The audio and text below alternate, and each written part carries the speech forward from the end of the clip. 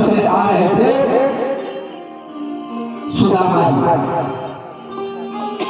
सुदामा जी बात सुन रहे।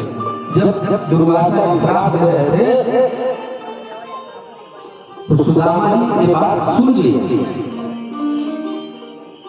जब गुरु माता ने वह पोटली दिया तो यही कारण था कि सुदामा जी भगवान को वह चना नहीं दिए खाने के लिए, चुपचाप छिप करके पूरा चना अपने ही खा लिए। क्यों?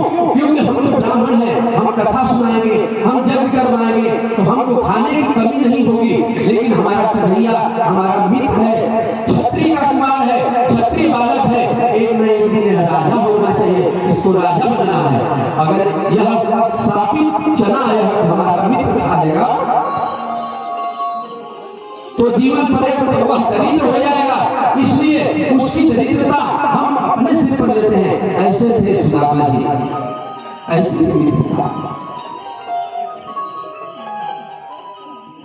सुदामा जी की बात को सुन करके, भगवान की बात को सुन करके सुदामा जी ने कहा भैया तुम्हारी भाभी कुछ नहीं दिया है। भगवान ने कहा कि अच्छा तुम्हारे हाथ देख रहे हैं कुछ दबा करके रखो।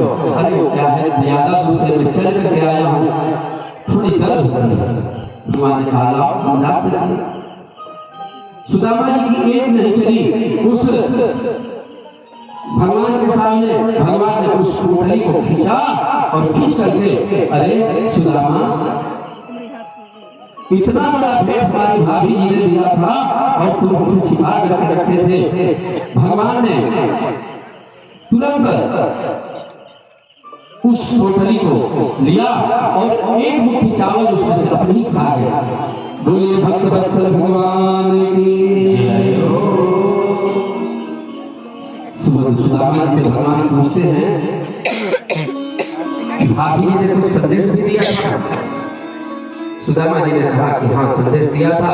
तुम्हारी भाभी ने आते हुए कहा था कि एक मास दो पाठ में दो एकादशी हो, मेरे घर गोपाल जो नित्य एकादशी हो।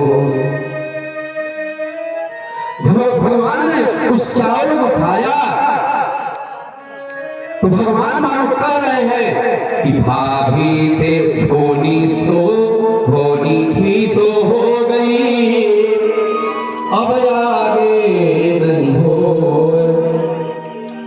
भाभी तेरे भवन में नित्य द्वादशी होए। भाभी तुम्हारे घर में नित्य द्वादशी होगी। आज से तुम्हारा घर भरा पूरा रहेगा। भगवान एक मुट्ठी चावल लिए और उस चावल एक मुट्ठी चावल के बदले त्रिलोकी का राजा बना दिए, त्रिलोकी का राज दे दिए सुदामा जी, वैभव दे दिए। सुदामा जी को पता नहीं है, जब देने वाला देता है तो बता करके नहीं देता है।